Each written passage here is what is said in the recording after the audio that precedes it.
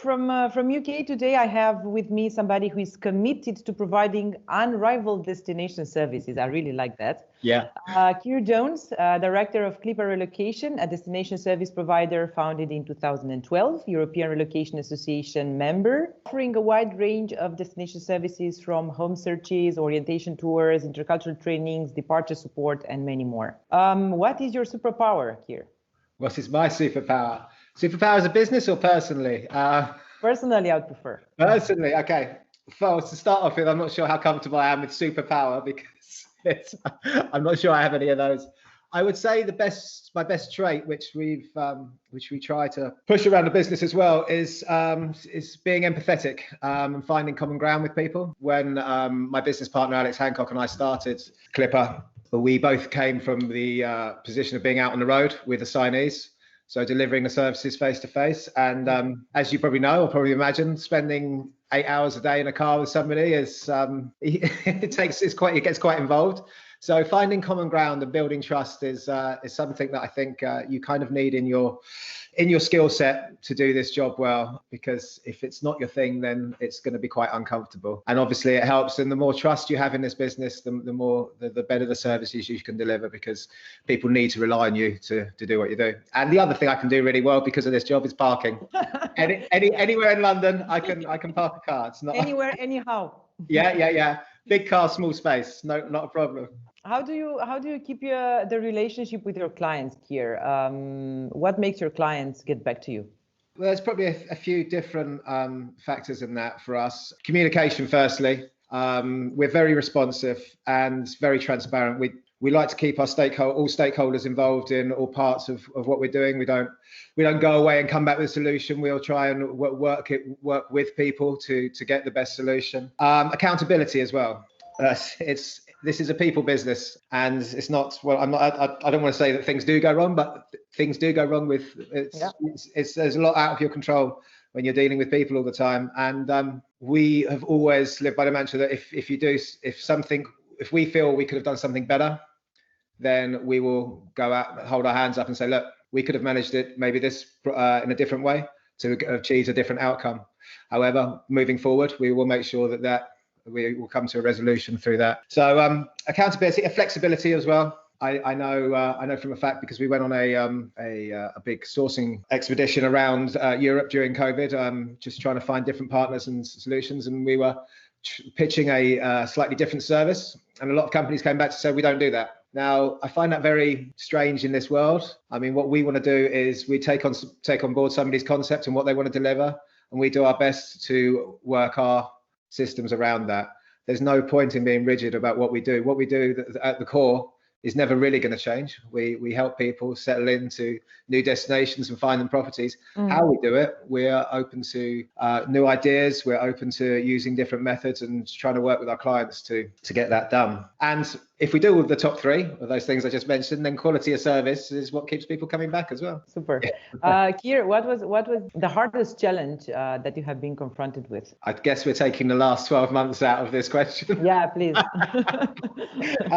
Although saying that, obviously for us last March 2020, everything sort of just stopped. I mean, we are on the ground destination services, so all home searches, selling ins, everything just stopped. Yeah. And rather than sort of going back into ourselves, we went out and we finished our qualification for the EuRA Quality Seal. Yeah, congratulations for that. Thank you very much. Yeah, it was quite an undertaking.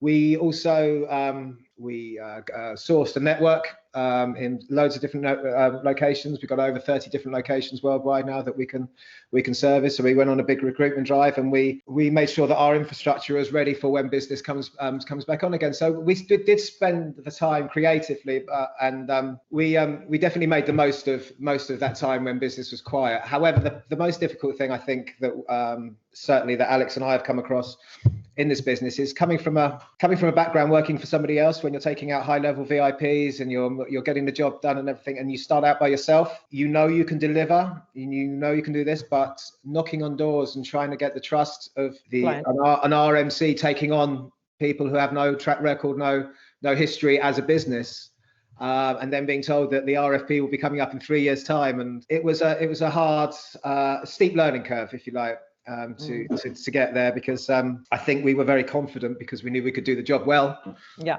But then actually being allowed to prove that was a different matter. So yeah, I think that was the hardest thing that we've faced over these years. COVID pales into insignificance.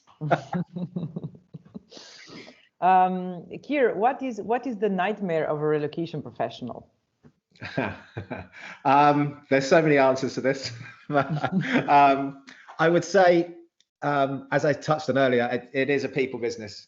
So you can never really tick every box, and if an assignee has had a horrible household goods shipment and they come to you disgruntled, I mean, there's lots of things that can, but we do our best to mitigate against that. So that's not really a nightmare. That I'd say the nightmare things are the out of control things that happen on a viewing day, maybe when the assignee's plane is 4 hours late, or through no thought of your own, you have 5 out of 8 properties cancel, or I feel you.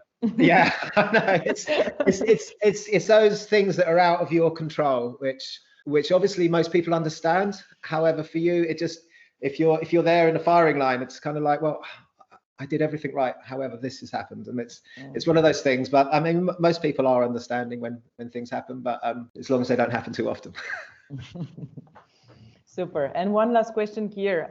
What's your favorite activity to waste your time on? Depends what you mean by wasting time, because I've got one thing in mind, but I don't think it's a waste of time. I really enjoy it and I get a lot out of it. But I tend to watch a lot of sort of sporting clips on YouTube, sort of stuff like from the Olympics or best knockouts in boxing, or this and that, or skiing, or any sport really. I find it really emotive when somebody does something really well and they are like the best in the world. I find it really emotive. But unfortunately with YouTube, it's a wormhole, isn't it? Because you watch one thing and then down the side there's more. Waiting. Yeah. But as I say, I wouldn't call it wasting my time, because I get a lot out of it. But that's probably what I spend a lot of my spare time, sorry. Super. Thanks a lot, Keir. No worries. Pleasure talking to you.